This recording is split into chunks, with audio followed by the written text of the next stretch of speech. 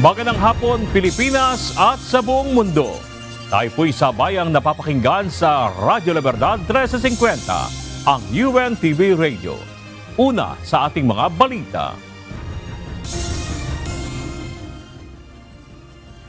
Wala pang detalye kung papayagang makadalo sina Senador Rodante Marcoleta at Senador Jinggoy Estrada sa pagpapatuloy ng impeachment trial kay Vice President Sara Duterte sa Lunes.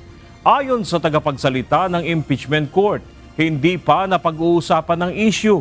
Kasunod ito ng mungkahi ni Senator Judge Alan Peter Cayetano na hilingin sa Sandigan Bayan ang partisipasyon ng dalawang senador sa paglilitis.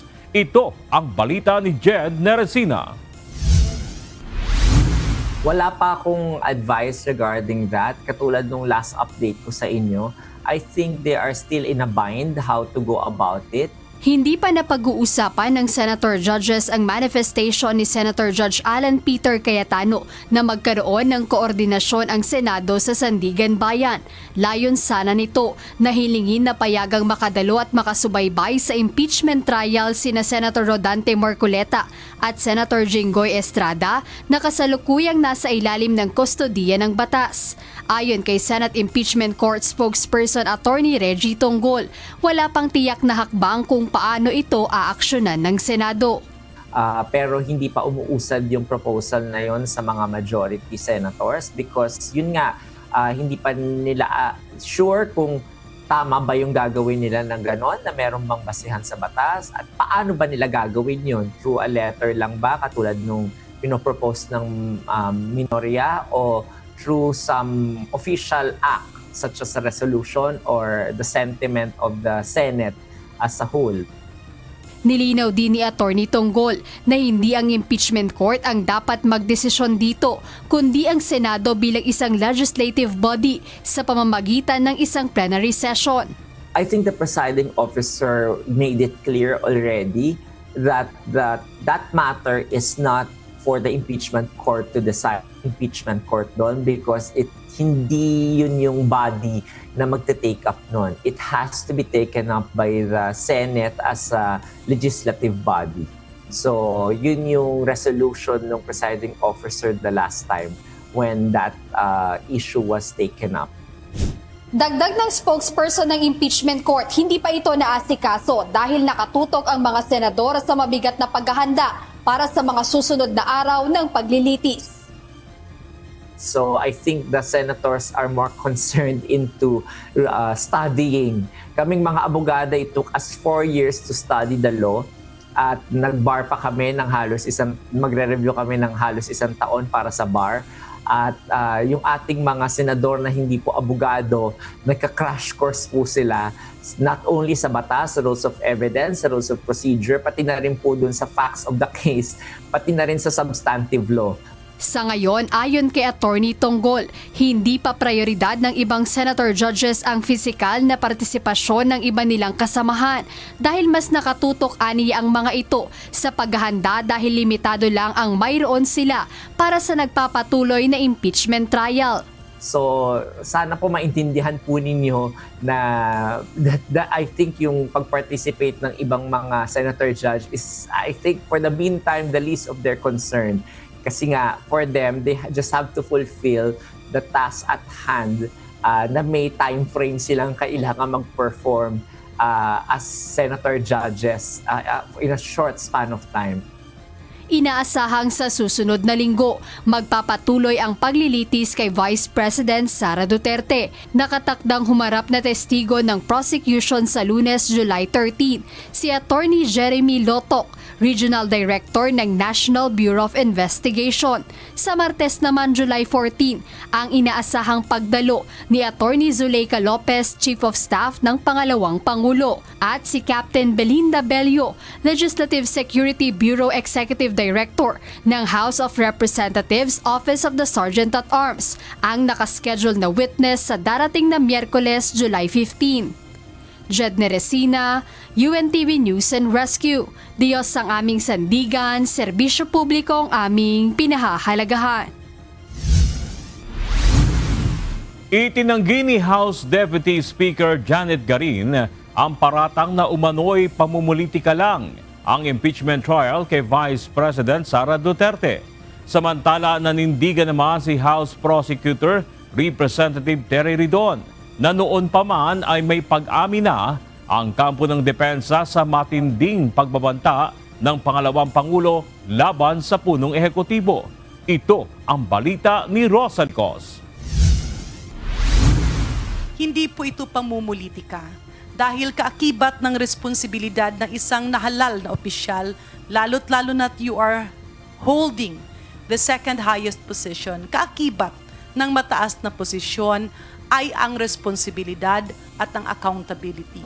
Umangal ang ilang kongresista sa pinakahuling pahayag ni Vice President Sara Duterte nang manawagan nitong itigil muna ang pamumulitika sa gitna ng ginagawang paglilitis sa kanya ng Senate Impeachment Court. Ayon kay House Deputy Speaker at Iloilo Representative Janet Garin, hindi selective ang trabaho ng mga nailuklok sa gobyerno. Hindi naman tinitigil yung serbisyo sa taong bayan, patuloy na tumutugon ang gobyerno sa mga pangangailangan, patuloy na gumagalaw ang Kongreso, patuloy na nagtatrabaho ang Senado, ngunit we cannot have selective tasks. Hindi pwedeng piliin lang natin yung ating trabaho dahil ang ginagawang impeachment trial ay sang-ayon sa saligang batas. Muli namang apela ng isang House Prosecution Panel member na si Manila Representative Joel Chua. Harapin na lamang ni VP Duterte ang paglilitis laban sa kanya. Matagal na rin po nag-aantay ang ating mga kababayan na siya po ay humarap at sagutin niya lahat ng mga aligasyon sa kanya sa impeachment. Yan po muna ang sagutin niya bago po siya magsabi na kami ay namumulitika lamang. Samantala, binigyang diin naman ni Bicol Saro Party List Representative Terry Ridon, miyembro rin ng House Prosecution Panel, may ginawa ng pag-amin sa matinding ginawang pagbabanta ni VP Duterte laban kay Pangulong Ferdinand Marcos Jr., ang defense team ng pangalawang Pangulo.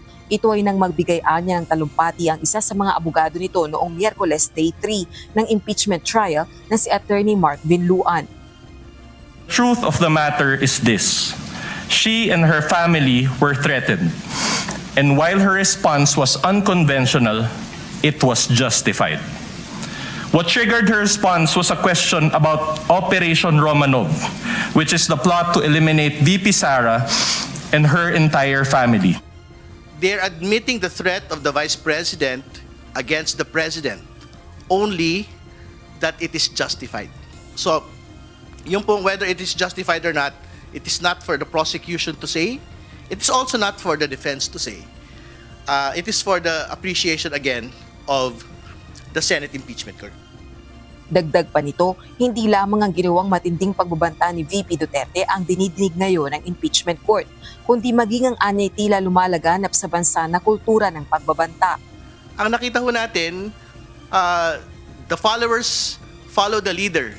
Hindi ba? So, if the leader had made threats against the president, kahit yung mga sumusunod ho sa kanila, gano'n din ho yung ginagawa. Doon ho sa umuusig sa kanila pong leader.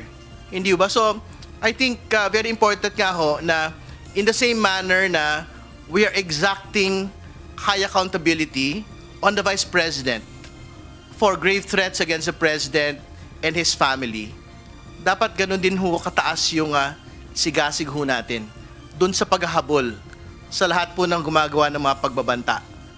Mismong si Representative Ridon ay biktima umano ng digital threats matapos pagbantaan ng isang Lebak Sultan Kudarat councilor. Nakikipag-ugnayan na ito sa Cybercrime Investigation and Coordinating Center o CICC para siyasatin ang insidente at kung kinakailangan ay sampahan ng criminal charges o patawan ng suspension. Rosa Licos, UNTV News and Rescue. Diyos ang aming sandigan, serbisyo publiko ang aming pinahahalagahan. Naniniwala ang isang political analyst na may kamay pa rin ang palasyo sa nagaganap na impeachment trial kay Vice President Sara Duterte.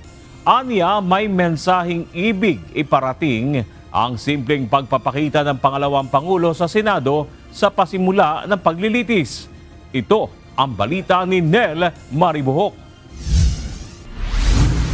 Lumalabas base sa mga pananaliksik, pag-aaral ng mga Filipino political scientists, may impluwensya ang Malacanang dito.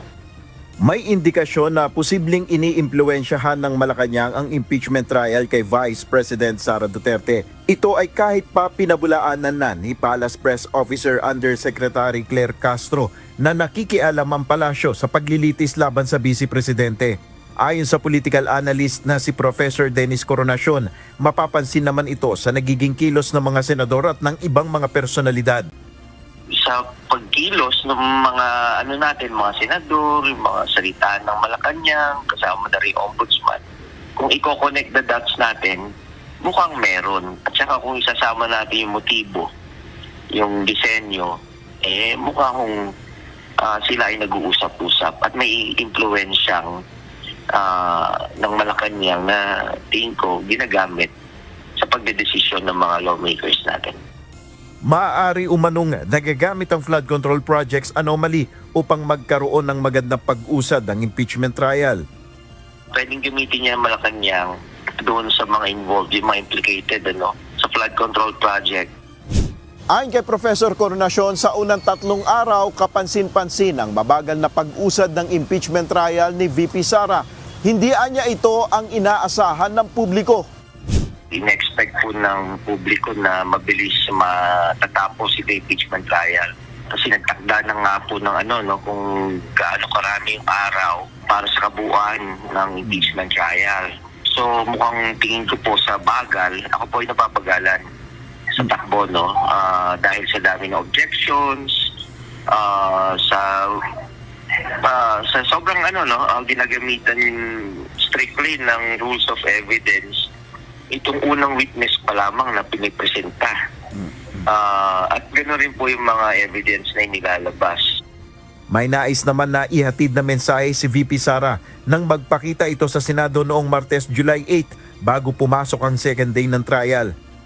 Nagpakita siya nung sa impeachment hearing, before the impeachment hearing, to send a clear message to the public na kumbaga man hindi siya guilty. Hindi siya guilty, hindi siya nagtatago. Ayon kay Professor Coronacion, maaaring ginawa ito ng Vice Presidente dahil nagkakaroon na ng pagdududa ang kanyang mga supporter sa gitna ng nangyayaring impeachment trial. Nel Maribuhok, UNTV News and Rescue, Diyos ang aming sandigan, serbisyo publiko ang aming pinahalagahan. Magpapatupad ng pagbabago ang Philippine National Police Criminal Investigation and Detection Group sa sistema ng pagdalaw at pagbabantay kay Senador Rodante Marcoleta sa PNP General Hospital.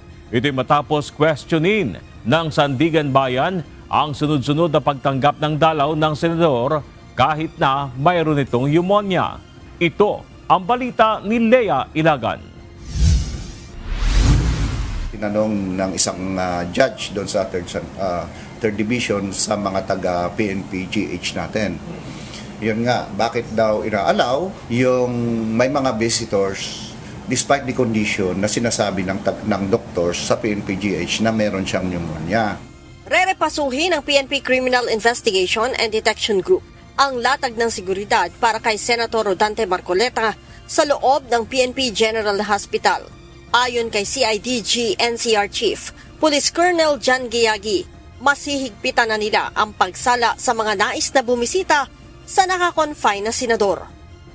Actually, nire-restrict nga natin kasi nga may pneumonia.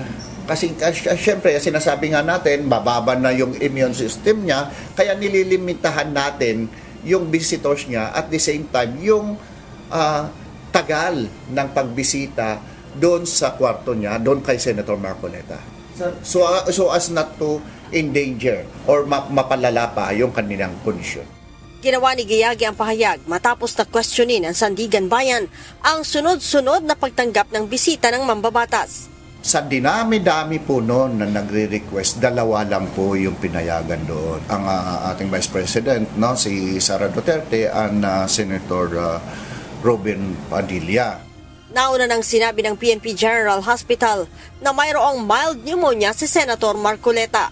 Consider natin yung age niya. Siyempre, mababa na po yung immune system niya kumpara po sa mas bata sa kanya. So, mas advice namin na isolate po siya. Lalo na ngayon, di ba po, merong sa news, merong increasing cases of COVID. So, kailangan po nating bantayan. Nitong mga nakaraang araw, binisita ni Vice President Sara Duterte at Senator Robin Hood Padilla si Senator Marcoleta sa loob ng ospital. Pero nilinaw ni Giyagi na personal request ito ng senador kaya binigyan nila ng pahintulot. Ito ay personal request ni Senator Marcoleta na gusto niyang bumisita sa kanya aside from his legal yung mga attorneys niya. Okay? Again, sinabi kanina, bakit daw hindi naka-face mask? Hindi po naka-face mask sa labas, kaso pagpasok niya, syempre po, naka-face mask po yun. To give clarification. Hindi naman masabi ng opisyal kung kanino nagpaalam ang isang malapit na kaibigan ng mambabatas na nakita sa video na nag-uusap na walang suot na face mask. Dagdag pa ng CIDG-NCR, nakahanda sila sa anumang oras para ihatid sa Sandigan Bayan ang senador sakaling mabigyan na ng medical clearance ng mga doktor. Leia Ilagan, UNTV, News and Rescue. Diyos ang aming sandigan, serbisyo publiko ang aming pinahahalagahan. Dinismiss ng Supreme Court ang petisyon ng isang private school teacher kaugnay ng desisyon ng Commission on Elections o COMELEC sa reklamo laban kay Senador Francis Chis Escudero. Nagugat ang reklamo sa tinanggap na campaign donations ng senador noong 2025 elections. Nais ng petitioner na irepaso ng Korte Suprema ang desisyon ng Commission on Elections o COMELEC kaugnay ng issue. Pero dinismiss ng korte ang petisyon dahil mali ang legal remedy na ginamit ng nasabing petitioner. Nagtala ng 2.5 billion pesos na pagkalugi ang pamahalaan bunsod ng suspensyon sa ipinapataw na excise tax sa liquefied petroleum gas o LPG at kerosene sa nakalipas na 3 buwan. Ito ang ulat ng Department of Finance ilang araw matapos i-anunsyo ng Bureau of Internal Revenue o BIR na binawi na ng ahensya ang ipinatupad na tax break sa nasabing mga produktong petrolyo. Sinabi naman ni Finance Secretary Frederick Go na maaari nilang irekomendang uli ang pagbabawas o pagsususpende sa nasabing buwis oras na lumagpas na naman sa average price na $80 per barrel ang Dubai crude.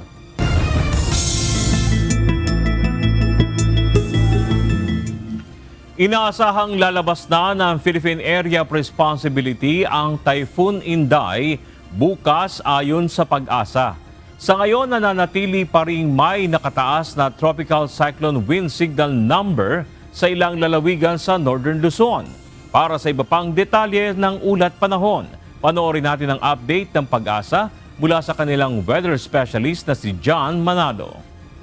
Base dito sa ating latest satellite image, huli nating namataan itong si Bagyong Inday sa layong 520 kilometers northeast ng Itbayat, Batanes. May lakas ito ng hangin malapit sa mata na umaabot ng 140 kilometers per hour at pagbugso o yung biglaang paglakas ng hangin nito malapit sa eyewall o mata na umaabot naman ng 170 kilometers per hour.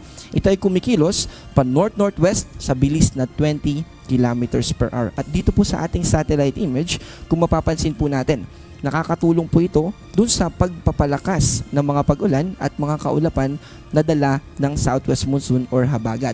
Dahil counterclockwise po yung ikot nitong si Bagyong Inday, humihila po siya ng hangin na nanggagaling dito sa southwest ng ating bansa. At ito rin po yung tumutulong kaya mas maraming kaulapan at mas matalakas yung mga pag-ulan na nararanasan ng ating mga kababayan na nakatira particularly sa kanlurang bahagi ng ating bansa. Patungkol naman sa pagkilos o yung track natin patungkol dito kay Typhoon Inday, posible po na bukas ng umaga ay nasa labas na ito ng Philippine Area of Responsibility. At kung bahagya pa ito na bumagal, ay Sabado ng tanghali pa ito lalabas. Pero ang gusto po natin na ipagbigay alam dito ay lumabas man po ito or hindi pa, depende sa timing, ay dahil sa lawak nito ay may magiging epekto pa rin po ito sa ilang bahagi ng ating bansa kahit nasa labas na ito ng Philippine Area of Responsibility. Unahin po natin yung mga may kinalaman sa lakas ng hangin. Signal number 2 pa rin po dito sa Batanes, ganun din sa eastern portion ng Babuyan Islands at northeastern portion ng mainland Cagayan. Ito po yung mga nakadilaw at yung mga naka-blue naman po, ito yung mga nakataas sa signal number 1. Wala po itong pinagkaiba specifically dun sa nirelease natin na weather advisory kaninang 11 a.m. Pero gusto po natin na bigyan ng idea yung mga kababayan natin kapag signal number 2 po, yung lakas ng hangin na nire-represent po nito ay umaabot ng 62 to 88 kilometers per hour. Ito po yung habang nakasakay tayo sa sasakyan at maluwag yung kalsada o mabilis yung daloy ng trafiko, ito po yung bilis. Imagine natin yung sasakyan na yun ay gagawin nating hangin at ganun kalakas yung hangin na tatama sa ating mga bintana, ayun po yung nire-represent ng signal number 2. Itong signal number 1 naman ay kapag banayad po tayo na nagmomotor around 39 hanggang 61 kilometers per hour, ganun naman po kalakas yung hangin na associated dito sa signal number 1. Bukod po dun sa mga may nakataas sa signal number 1 at 2, meron naman po mga pagbugso ng hangin o yung panandaliang paglakas ng hangin sa ilang bahagi ng ating bansa. Actually, today hanggang bukas, malaking bahagi po ng ating bansa ay posibleng makaranas ng pagbugso ng hangin na to na mainly ay dala ng hanging habagat at bahagyang may influence din po tulad ng binanggit natin itong si Bagyong Inday. Pero by Sunday po, dahil nasa labas na ito ng Philippine Area of Responsibility, mababawasan na po yung pagbugso na dadalhin sa atin o mararanasan natin. Sa malaking bahagi ng Luzon, makakaranas pa rin po tayo ng mga pagbugso, ganun din sa malaking bahagi ng Visayas at ilang probinsya dito sa Mindanao, particularly Zamboanga del Norte, Misamis Occidental, Lanao del Norte, Camiguin at Davao Oriental. Yung mga pagbugso na ito ay hindi naman po lalagpas ng 88 kilometers per hour. Ngayon tapos na po tayo dun sa mga babala patungkol sa lakas ng hangin. Ngayon na mapupunta po tayo dito sa ating weather advisory o yung ating forecast na rainfall amount for the next 24 hours. Simula po ngayong 5 p.m. hanggang bukas ng 5 p.m. Sabado bukas. At yung mga naka-orange po, ang nire-represent po niyan ay 100 to 200 millimeters na dami ng ulan for the next 24 hours. At ang ibig pong sabihin niyan ay multiple floodings o kalat-kalat na mga pagbaha yung posible dun sa isang probinsya na kung saan ito ay taas sa orange. At yung mga nakadilaw naman po, ito yung 50 hanggang 100 millimeters. Ang madadala naman po nito ay yung mga localized flooding. So yung mga konting ulan ay binabaha agad, asahan po natin na makakaranas tayo ng mga pagbaha dun sa mga nakadilaw. Kasama po dito yung Metro Manila. Yung mga naka-gray naman po, ay hindi po ibig sabihin ay hindi na tayo makakaranas ng mga pag-ulan. Posible pa rin po na umulan, pero hindi lang po kasing lakas ng mga nakataas sa yellow and orange. By the way, kasama rin po sa yellow itong Batanes province. Nadala naman nung extension ng kaulapan na associated directly dito kay Bagyong Inday. So simula naman po bukas ng 5 p.m. hanggang sa Sunday ng afternoon ng 5 p.m. ay magkakaroon lang po ng shift yung mga pag-ulan natin. Mawawala na po yung ilang probinsya o yung yellow warning sa ilang probinsya ng Mindanao at mababawasan din po, matatanggal din yung Negros Oriental. At bahagya po na mag-shift. Imbis na hanggang Zambales at Pampanga lang po yung taas natin sa weather advisory, kasama na po ngayon yung Tarlac, Pangasinan, Benguet at La Union. Habang paakyat pa po ng paakyat itong si Bagyong Inday. Simula naman po sa Sunday afternoon hanggang Monday afternoon, ibig po sabihin hanggang Monday po ay makakaranas tayo ng mga pag-ulan at ang difference naman po nito ay particularly dito sa Panay Island kasama yung probinsya ng Guimaras. Mababawasan po at ang matitira na lang sa yellow ay yung Aklan at Antique. Bukod po dito sa ating weather advisory na kung saan ito ay tumutukoy sa 24 hours accumulated o total amount of rainfall, meron din po tayong heavy rainfall warning. Kanina po from yellow ay tumaas na po sa orange yung naka-issue natin dito sa heavy rainfall warning natin na release o nilabas natin kaninang 3:50 PM. At bukod po dito sa Metro Manila, naka-orange din po yung ilang bahagi ng Zambales at ganoon din yung probinsya ng Bataan. Ibig po sabihin, mas mataas po yung tsansa ng mga pagbaha as compared dun sa mga nakataas natin na dilaw dito sa yellow rainfall warning dito sa Rizal, Cavite, Batangas at ilang bahagi ng Zambales, Bulacan, Pampanga, Laguna at Quezon. Yung mga nakakulay na dark blue, ito naman po yung mga nakakaranas sa kasalukuyan nung inisyo po itong ating heavy rainfall warning ng mga pag-ulan. At yung mga light blue naman po, sa susunod na 2 to 3 hours, sila naman po yung makakaranas pa lamang ng mga pag-ulan. Yes po, ito po yung para sa NCR-PRSD at para naman po sa ibang bahagi pa ng ating bansa, pwede po natin bisitahin yung panahon.gov.ph or i-download po natin yung application na nirelease po ng DOST Pag-asa. Ganito po yung icon. Available po ito pareho sa Android at iOS. Naka-preposition na ang mga flood barrier ng Metropolitan Manila Development Authority o MMDA sa harap ng Gate 4 ng Camp Aguinaldo. Ito'y para maharangan ang tubig na nagmumula sa kampo at hindi na umabot pa ng EDSA. Naglatag din ang MMDA ng flood barriers sa kahabaan ng Dr. A. Santos Avenue, Barangay San Dionisio, Parañaque City upang hindi umabot ang tubig sa kalsada. Activated na rin ang kanilang Emergency Operations Center o EOC simula kaninang umaga. Mahigpit nilang minomonitor ang sitwasyon sa iba't ibang lugar. Nakantabay ang mga rescue at emergency response assets ng ahensya upang agad na rumisponde sakaling kailanganin. Apektado pa rin ang sama ng panahon ng ilang biyahe sa karagatan. Bagamat balik normal na ang operasyon sa karamihan ng mga pantalan sa Bicol, may mga shipping lines pa rin na kusang nagsuspindi ng biyahe. Sa Batangas naman, ilang biyahe ang kansilado pa rin dahilan para ma-stranded ang maraming pasahero. Ito ang balita ni UNTV News and Rescue Responder Rusty Gosmo live. Rusty, kumusta na ang biyahe ng mga barko dyan sa Bicol?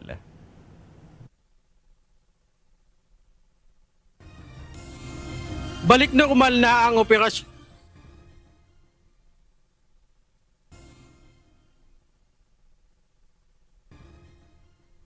Balik normal na ang operasyon sa karamihan ng mga pantalan dito sa Bicol.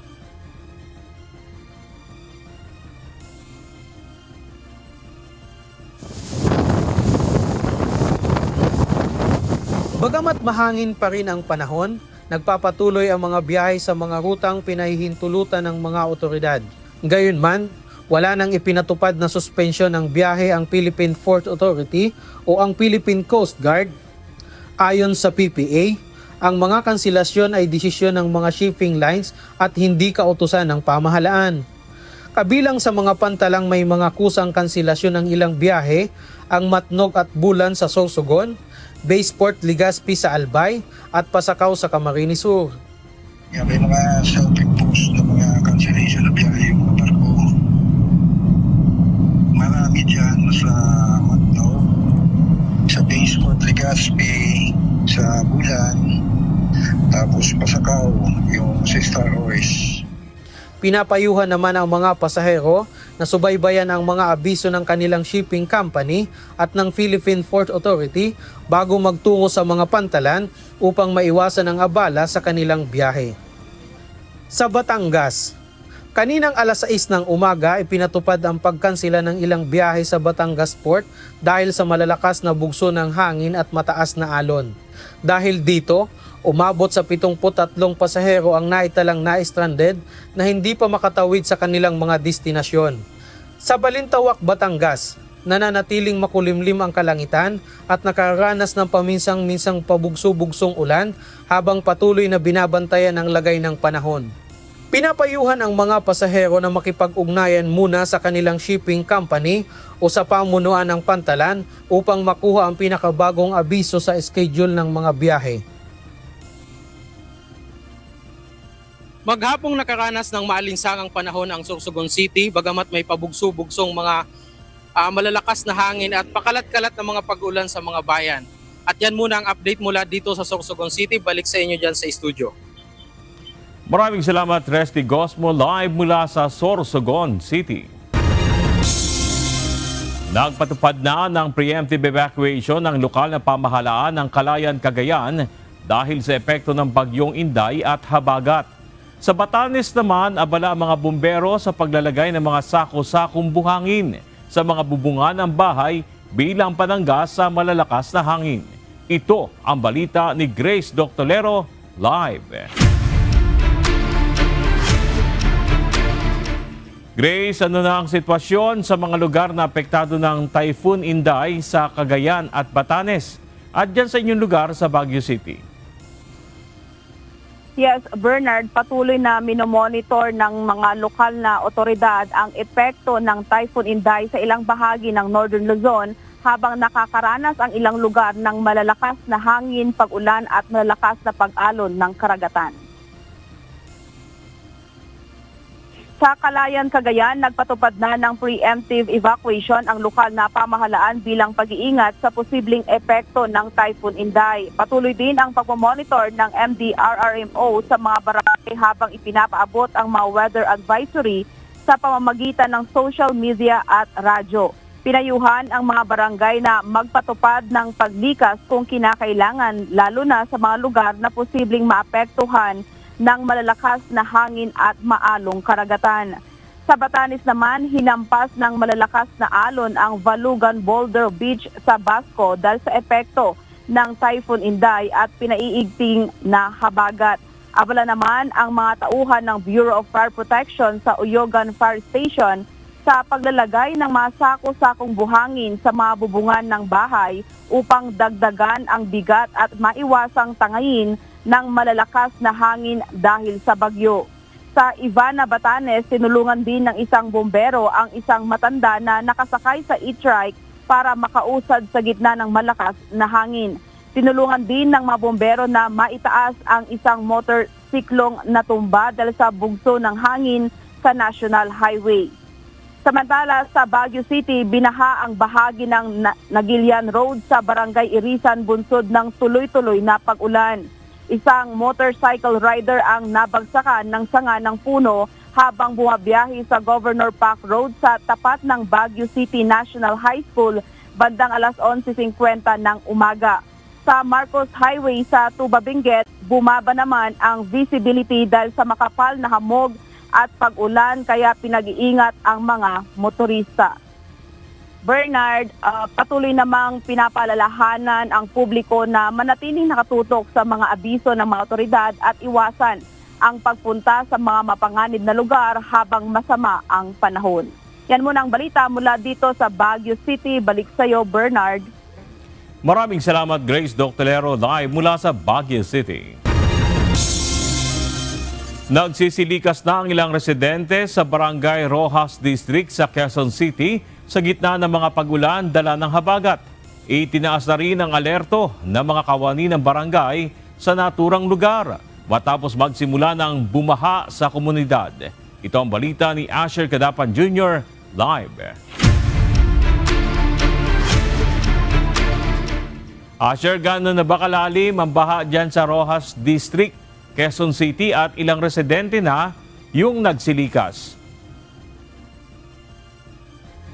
Bernard, umaabot ng mahigit kumulang 2 talampakan yung mga pagbaha na naranasan dito sa Barangay Rojas District, Quezon City. Partikular na doon sa mga bahay at kalsada na malapit or naandun sa One River. Bunso dito, nasa 6 na pong mga pamilya o mahigit 200 mga individual ang nailikas na at nagpunta dito sa Rojas District Gymnasium para sa kanilang kaligtasan.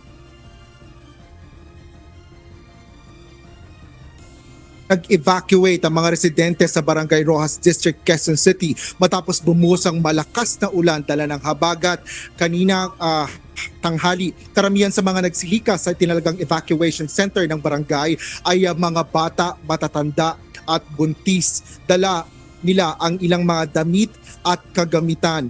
Naglaan naman ng modular tent sa mga kawani ng barangay para sa mas maayos na kalalagyan ng mga residente. May mga lugar at higaan rin para sa mga buntis at senior citizens o matatanda.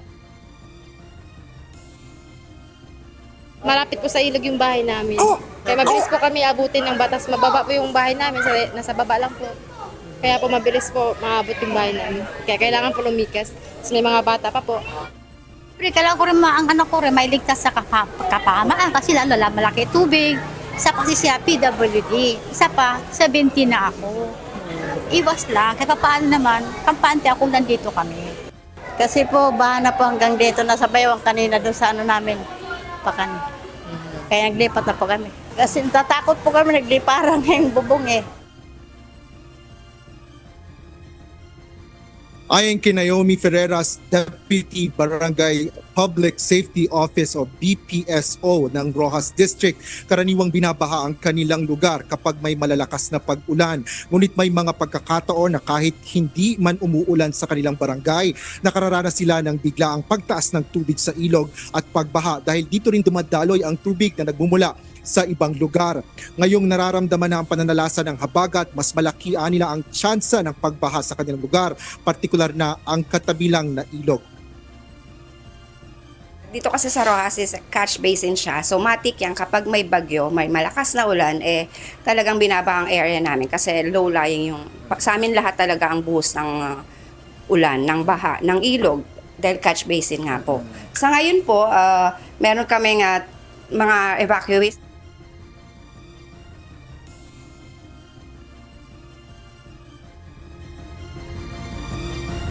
Natili sa mga evacuation center lalo pat inaasahan ng malalakas na ulan ngayong gabi hanggang bukas araw ng Sabado. Actually, nag-announce na for preemptive evacuation. Kung gusto po nilang pumunta, open na po ang aming Ross Gymnasium. Naghihintay po kami ng call from the QCDRMO kung pwede nang bumalik po. Kasi sila naman ang nakakaalam ng status ng bagyo po.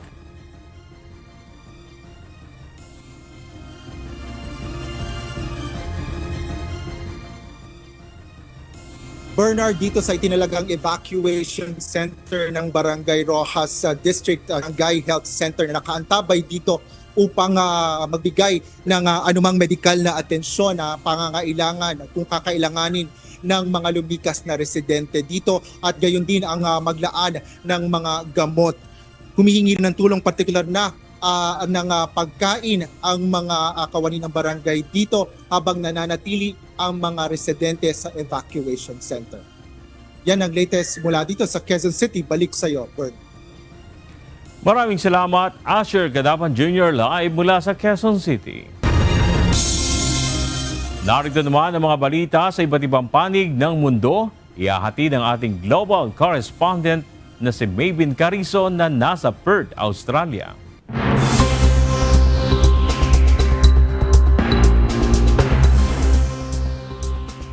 Magandang gabi naman sa inyo dyan sa Pilipinas. Nagbabala ang mga otoridad sa China sa mga apektadong lugar ng malawakang pagbaha laban sa pagkalat ng venomous snakes na nakawala dahil sa pag-apaw ng tubig bunsod ng Typhoon Maysak. Sa ngayon, ilang makabagong kagamitan na ang pinakikilos ng Chinese government upang ma-rescue ang mga residente na natrap sa mahihirap na abuting lugar. Ito ang balita ni Amiel Pascual. Mahigit pa sa 6 na metro ang taas ng tubig baha sa maraming lugar sa Guangxi at Zhejiang Province sa China matapos manalasa ang Typhoon Maysak.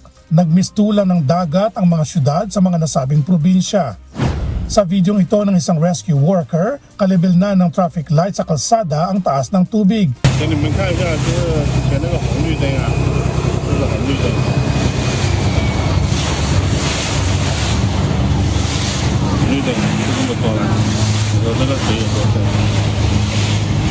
Batay sa ulat, nasa 29 na ilog at 36 na dam ang umapaw na dahilan ng matinding pagbaha. Dahil sa tindi ng pinsala, maraming lugar ang imposibleng maabot ng pangkaraniwang sasakyan.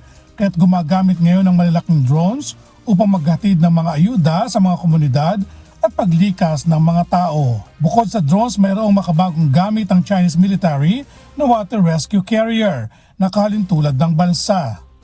Ayon kay Chinese Foreign Affairs spokesperson Mao Ning, ang mga metal floating bridge ay tuturing na real-life transformers dahil sa disenyo at estilo nito na kayang lumutang at maglula ng dangdang tao. Sa mga eskwelahan sa Guangxi, libu-libong estudyante at mga guro ang nailikas sa pamamagitan ng nasabing rescue carrier. Ayon sa mga otoridad, halos walang tigil ang mga rescue workers sa pagtatrabaho para maisalba ang mga stranded na residente at simulang malinis ang mga lugar na humupa ng baha. Ang babaeng ito naiyak na lang ng madatnan ng nabaha nilang bahay. Nalubog sa tubig ang matatandang kahoy na ginamit sa kabaong ng kanilang lolo at lola na ilang dekada na nilang iniingatan.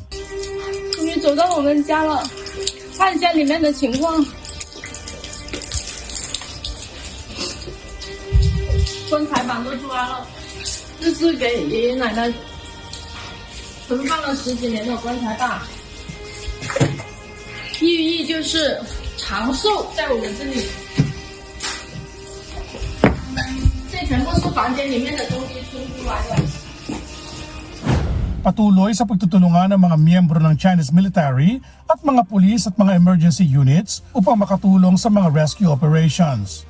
Gayunman sa lawak ng pinsala, aminado ang pamahalaan na hindi kayang madaliin dahil sa limitadong manpower at hihintayin na lang na humupa ang tubig bago matukoy ang lawak ng pinsala. Nagbabala ang mga otoridad sa publiko na mag-ingat at maging alerto dahil sa mga mapanganib na hayop gaya ng ahas at buhaya na nakawala sa mga farm bunsod ng baha. Amiel Pascual, UNTV News and Rescue. Diyos ang aming sandigan, serbisyo publiko ang aming pinahalagahan. Inilalatag na ng Iran ang planong pagpatay kay United States President Donald Trump. Ang babala ay ipinagbigay alam ng Israel sa Amerika kasunod ng matitinding pag-atake nito sa mga pasilidad pang enerhiya at transportasyon ng Iran. Ito ang balita ni Noel Poliarco.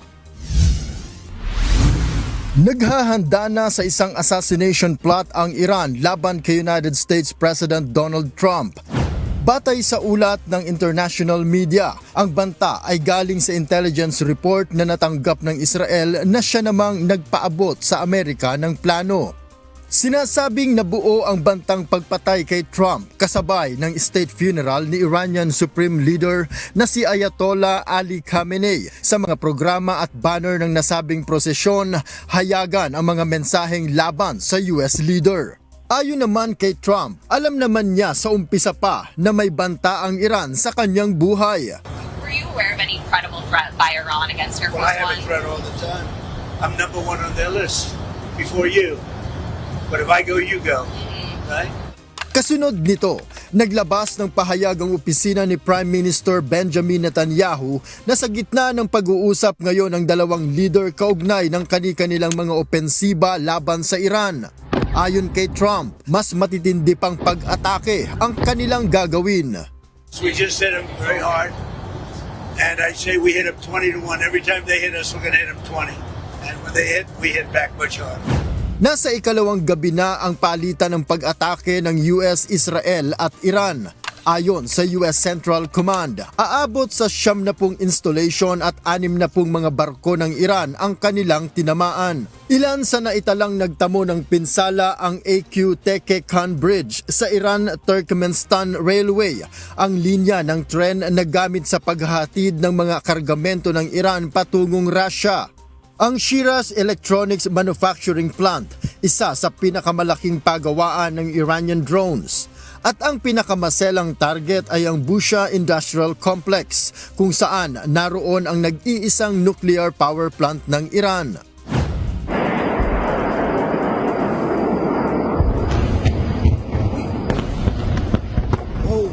Hindi naman nagpahuli ng ganti ang Iran sa pakikipagpalitan nito ng pag-atake sa Israel at sa mga kaalyado ng Amerika.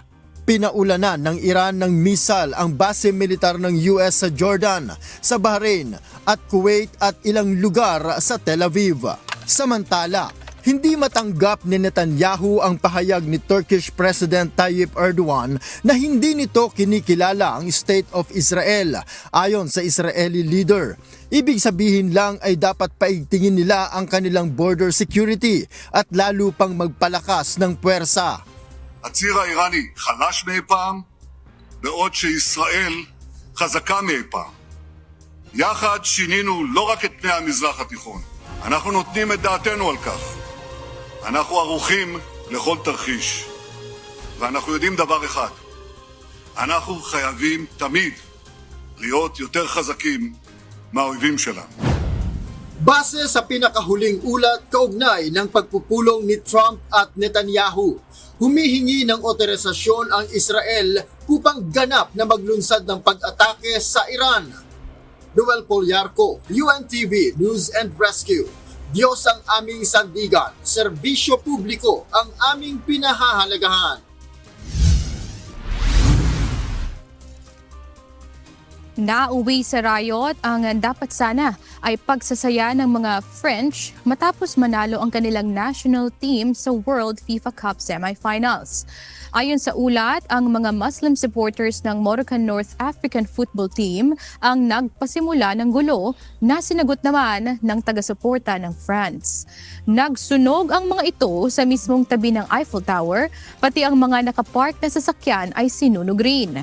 Naninira ang mga ito ng mga salamin sa mga shops sa Paris. Ayon sa mga otoridad, karaniwan na ang mga ganitong riot kaugnay ng prestihiyosong soccer tournament. Isang sunog ang sumiklab sa dating factory ng shoe brand na Bata sa Zlin, Czech Republic nitong Huwebes oras doon. Dahil sa tindi ng apoy, bumagsak ang isang bahagi ng gusali. Agad nagpatupad ng evacuation sa mga empleyado ng factory na naglalaman ng 70,000 na pares ng sapatos at mga apparel o damit. Tumagal na maghapon ang sunog bago tuluyang naapula ng mga bumbero. Wala namang naiulat na nasugatan o nasawi sa iniimbestigahan na kung ano ang sanhi ng nasabing insidente. At yan ang mga balita mula sa iba't ibang panig ng mundo. Mula dito sa Perth, Australia, ako si Maven Carizo. Magandang gabi. Maghahain ng mosyon ang Department of Migrant Workers laban sa dismissal ng Ombudsman sa reklamong graft, malversation at plunder laban kay dating Overseas Welfare Administrator Arnel Ignacio. Giit ng ahensya, nais nilang muling pag-aralan ng Ombudsman ang mahalagang ebidensyang hindi umano nabigyang pansin sa resolusyong inihain ng kagawaran. Ito ang balita ni Mia Alonso.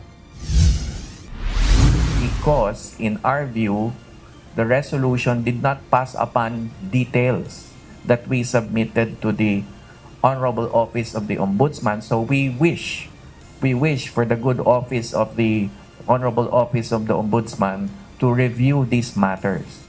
May mahalagang detalye sa kanilang ebidensya na hindi natalakay sa resolusyon. Ito ang giniit ni Department of Migrant Workers Secretary Hans Leo Kakdak kasunod ng naging desisyon ng Office of the Ombudsman na i-dismiss ang mga reklamong paglabag sa Anti-Graft and Corrupt Practices Act, malversation of public funds at plunder laban kay dating Overseas Worker Welfare Administration o OWA Administrator Arnel Ignacio. Ayon kay Migrant Workers Secretary Kakdak, tinanggap ng OWA noong July 7 ang resolusyon ng investigasyon sa 1.4 billion land acquisition deal noong panahon ni dating OWA Administrator Ignacio.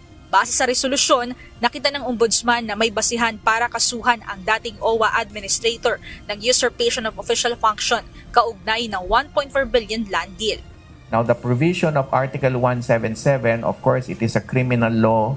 It will be an indictment. The penalty is 6 months up to 6 years imprisonment. So a minimum of 6 months, a maximum of 6 years, but of course that will depend on the court.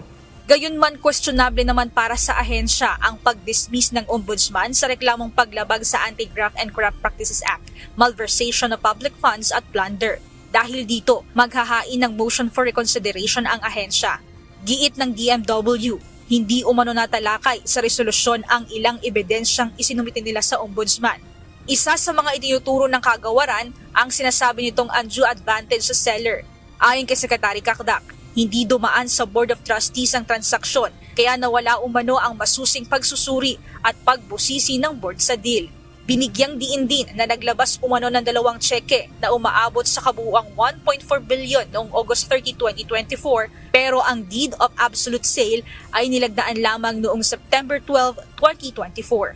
Ipinunto ng ahensya na nauna pa umano ang pagbayad bago pa matapos ang formal na pagpirma ng deed of sale. Binigyang din ni Secretary Cakdak na darating ang panahon na sasailalim sa audit ang OWA. Kaya kapag hindi aniya agad na aksyonan ito ay maaaring magdulot ng malaking discrepancy sa ahensya. Now, when the COA comes across the 51 titles of the condominium units, first thing COA will ask is, pwede ba, nasaan na ho ba ito ngayon? Pwede ba ho itong puntahan? Okay? Eh, lalagpak sa audit ang OWA. That is why we are duty bound to file this motion for reconsideration. Nasaan ang 51 condominium units, number 1, number 2, bakit binayaran kung wala na siya? Paliwanag ng ahensya, handa silang sumunod sa desisyon ng ombudsman pero kailangan muna nilang maisumite ang kanilang motion for reconsideration upang muling masuri ang mga puntong inilahad nila. Mia Alonso, UNTV News and Rescue. Diyos ang aming sandigan, serbisyo publiko ang aming pinahahalagahan. Itinalaga ngayong araw si Police Brigadier General Dominic Bacay na bagong direktor ng Police Regional Office 4A o Calabarzon Police. Siya ang pumalit kay Police Brigadier General Hansel Marantan na nagretiro ngayong araw kasabay ng kanyang ika-56 na taong kaarawan. Si Brigadier General Bacay ay dating nagsilbi bilang Executive Officer ng Philippine National Police Directorate for Logistics. Pinasinungalingan ng Armed Forces of the Philippines o AFP at National Security Council o NSC ang mga pahayag na di umano'y pag-aari ng China ang probinsya ng Batanes. Ayon kay AFP spokesperson for the West Philippine Sea, Rear Admiral Roy Vincent Trinidad, ang soberanya ng Pilipinas sa Batanes ay non-negotiable at hindi mapapasubalian. Dagdag pa ni Trinidad, ang Batanes ay bahagi ng Republika ng Pilipinas, protektado ng international law at nakaugat sa makasaysayang hangganan ng bansa. Hindi rin anya palalampasin ng AFP ang anumang pagtatangka ng mga mapanirang dayuhang impluensya na guluhin ang heograpiya ng bansa. Susunod sa ito ang balita. Salamat din tayo sa Supreme Court at nalis na yung PRO para maka-proceed na rin kami dito sa NCAP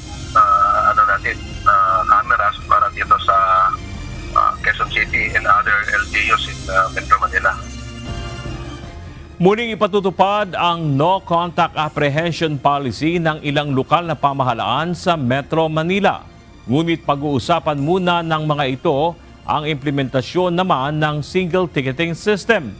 Bukod dito, kailangan pa ring repasuhin ng mga LGU ang mga dating kaso ng NCAP kung papatawan pa ba ang mga ito ng penalty o hindi na. Ito ang balita ni Asher Cadapan Jr. Salamat din tayo sa Supreme Court at nalis na yung PRO para maka-proceed na rin kami dito sa NCAP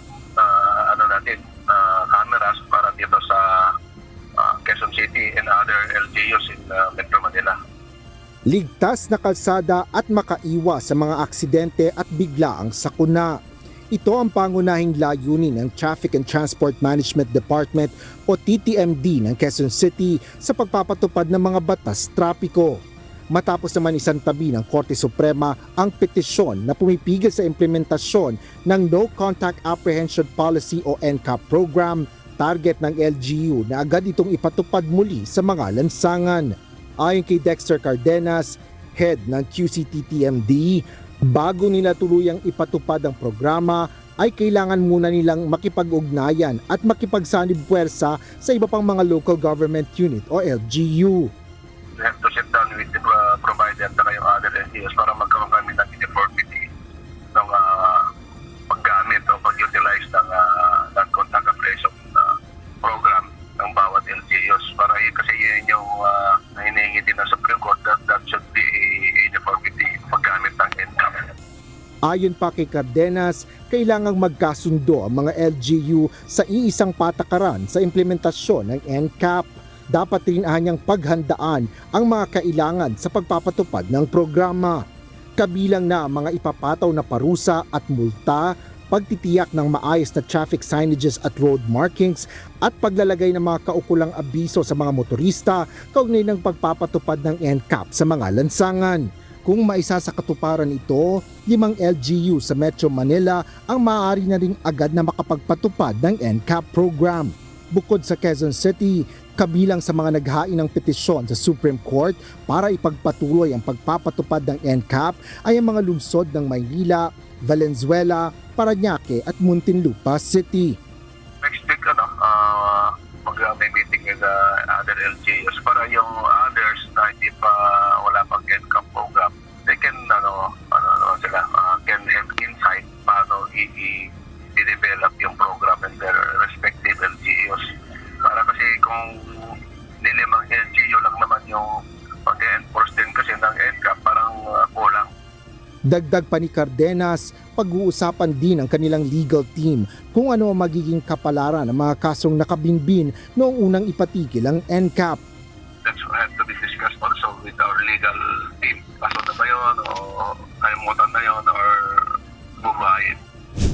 Inaasahan ng mga LGU na mabubuo nila ang mga huling detalye ng implementasyon ng NCAP bago tuluyang ipatupad ang programa.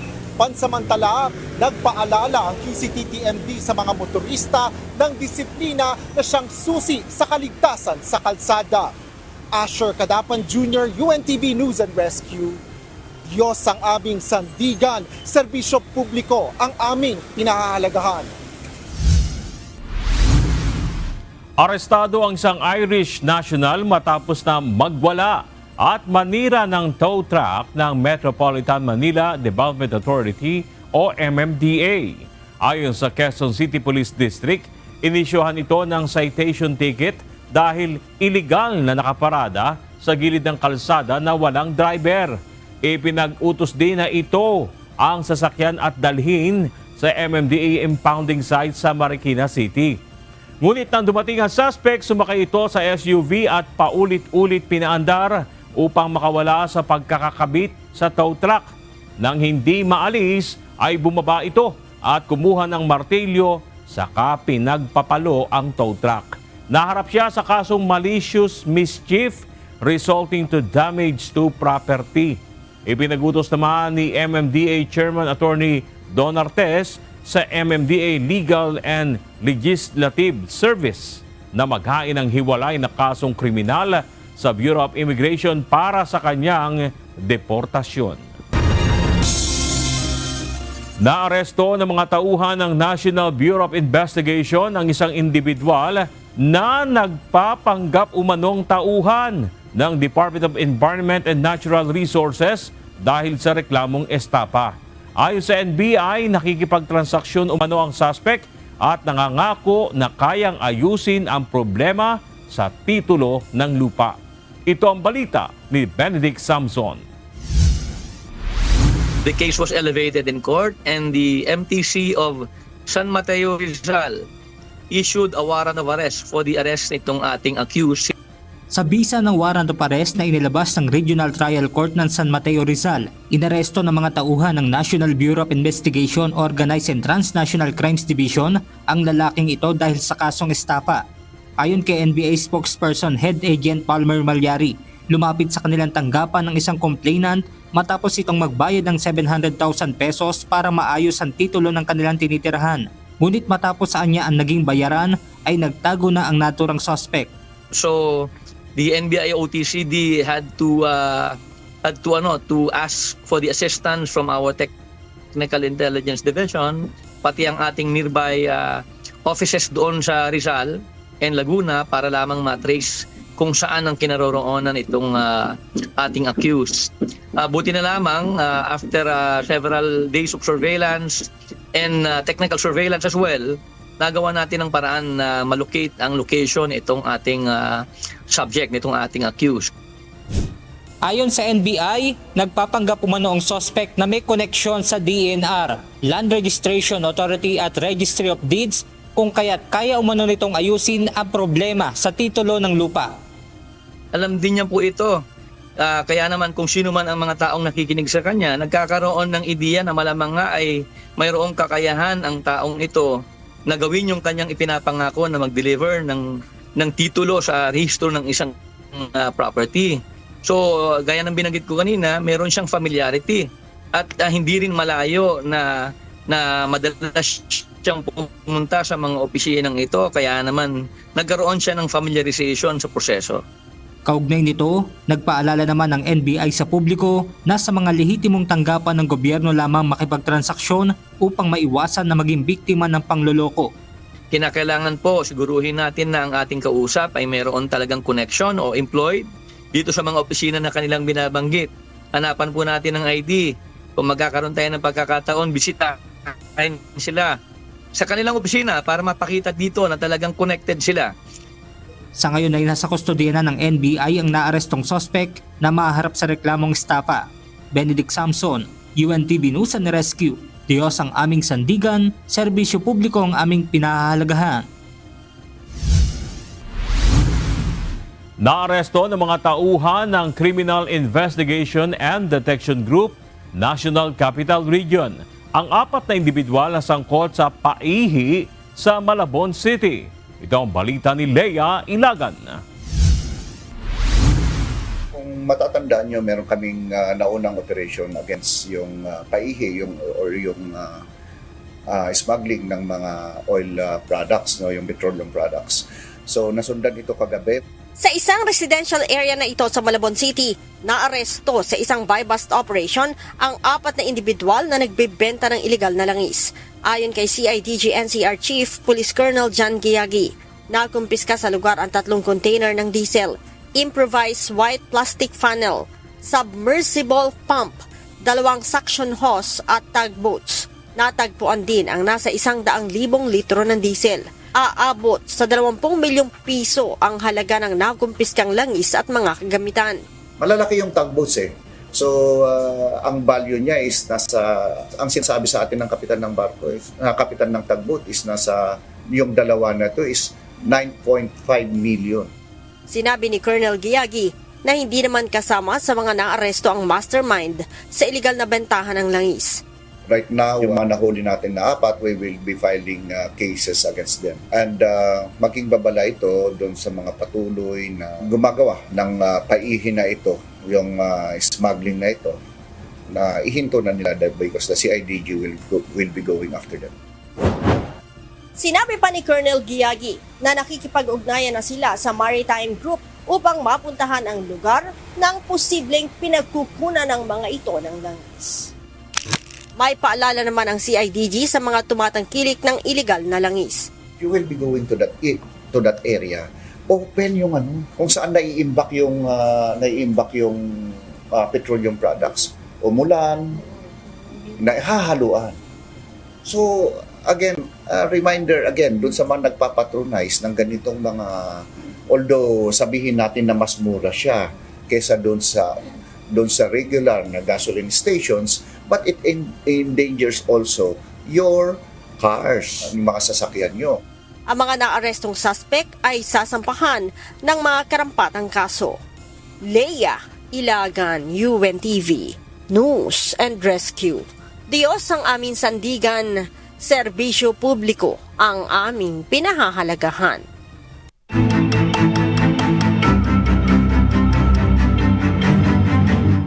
Mahigit 8,000 pamilyang naapektuhan ng baha sa Palimbang, Sultan Kudarat. Sa Parang Maguindanao del Norte naman, nagkabitak-bitak at nabakbak ang aspalto ng bahagi ng kalsada dahil sa pagbaha. Ilang maisan at sagingan sa Alyosa, North Cotabato ang wala ng maani dahil lubog na rin sa mataas na tubig. Ito ang balita ni UNTV News and Rescue Responder Janelle Española.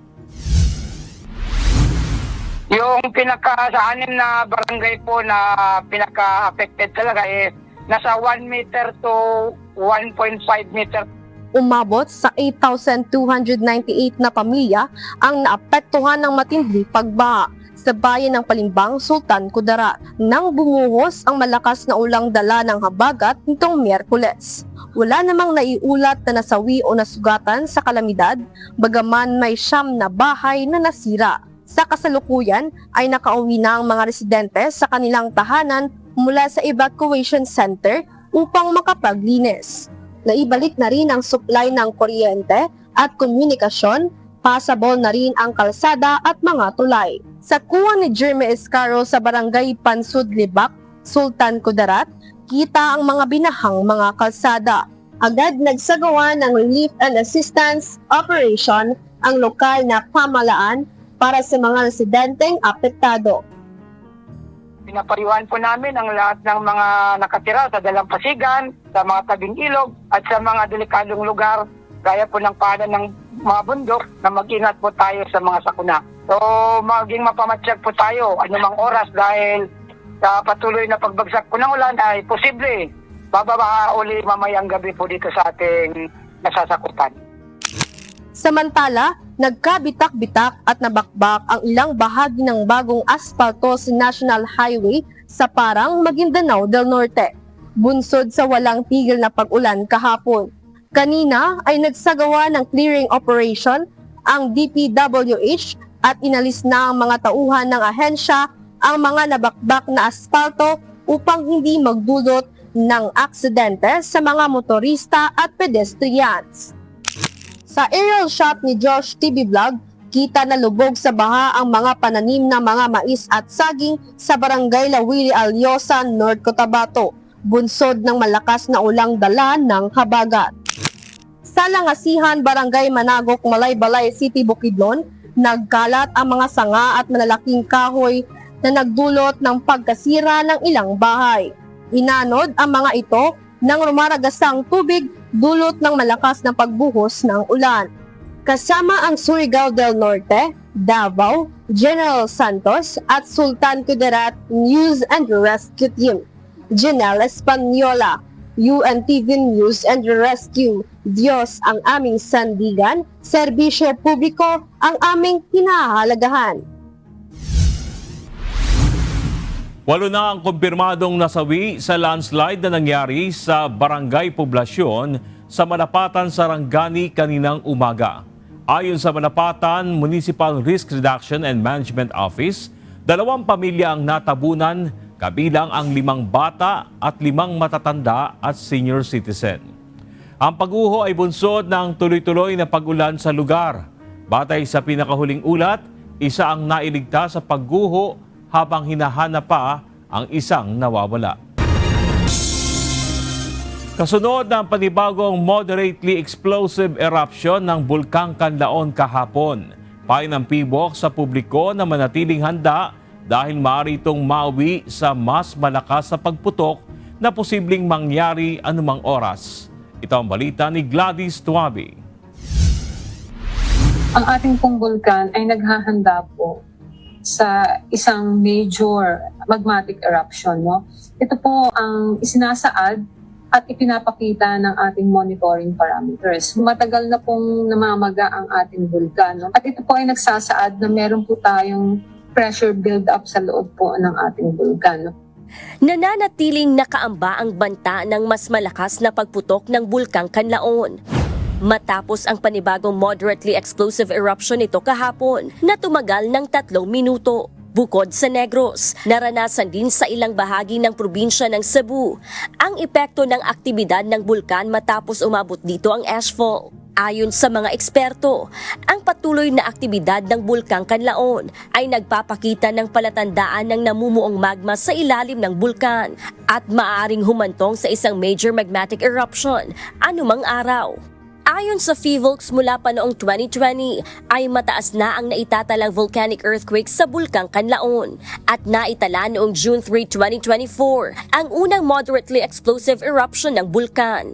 Ito pong mga ganitong activity ay mga pasakali lamang po ito. Nire-reserve po natin yung term na talagang highly explosive kapag yun na po ang magiging ugali ng bulkan kung magkakaroon na po tayo ng magmatic eruption. No? Pwede po kasing maging highly explosive. Maari po kasing yung isa pang klaseng eruption ang mangyari, no? Yung tinatawag po natin effusive eruption. Dahil dito muling pinapayuhan ang mga residente malapit sa Bulkang Kanlaon na maging handa at manatiling alerto. Sa kasalukuyan ay nananatili sa Alert Level 2 ang bulkan at mahigpit pa ring ipinagbabawal ang pagpasok sa loob ng 4-kilometer permanent danger zone sa paligid ng Kanlaon.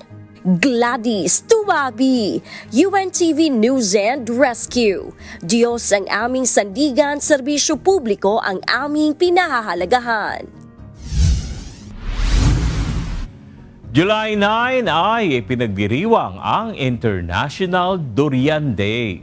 Kasabay yan ang harvest season ng tinaguriang King of Fruit. Kaya mga durian lovers makakabili ng murang durian. Gaya na lamang sa Ramon Magsaysay Avenue sa Davao City. Ayon sa mga nagtitinda, mula sa karaniwang 250 pesos kada kilo, bumaba ang presyo sa 50 pesos hanggang 80 pesos kada kilo, depende sa variety. May pagbabarinaan nila sa presyo ng mangosteen mula sa karaniwang 150 pesos sa 80 pesos na lang ang bawat kilo.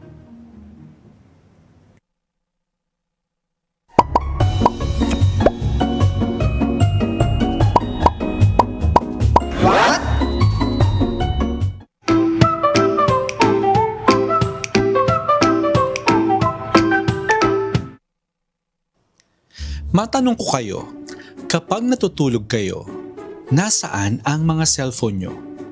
Nasa mesa? Nasa kabilang kwarto? O nasa tabi mismo ng unan mo?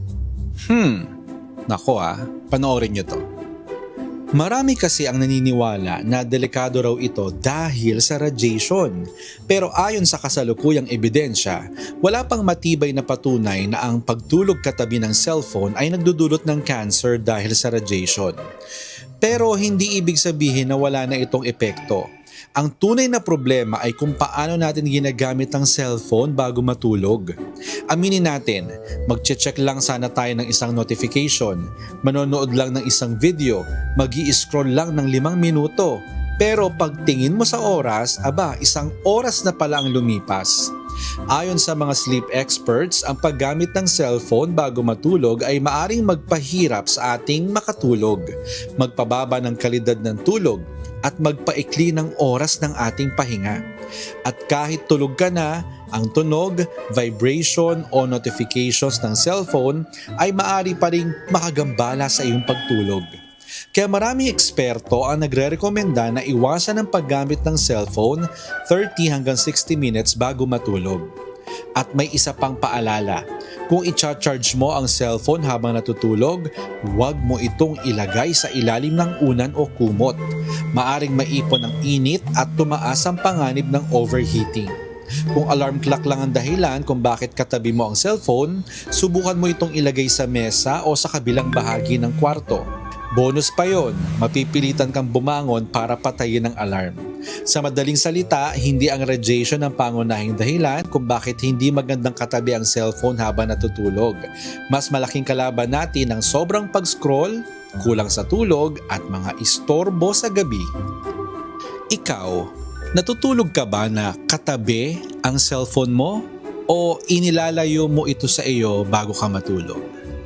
Sana po may natutuhan kayo at laging tatandaan, mapalad po ang tao na nakakasumpong ng karunungan at ang tao na nagtatamo ng kaunawaan.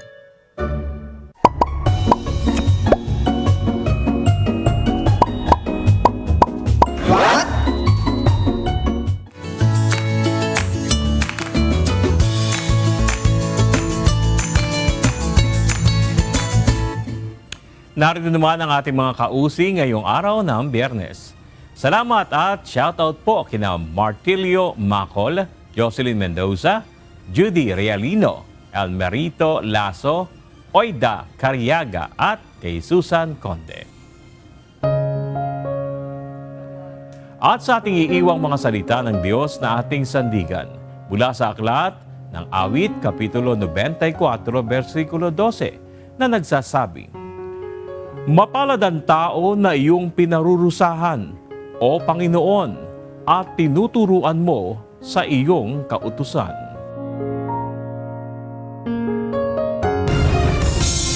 At yan ang naging kabuuan ng ating balitaan ngayong gabi. Aming nilahad ng buong katapatan kung paano namin nasaksihan. Kayo makapagtitiwala ng aming nakita at narinig ang aming ibinabalita. At dito sa UNTV, Diyos ang aming sandigan, serbisyo publiko ang aming pinahalagan. Magandang gabi.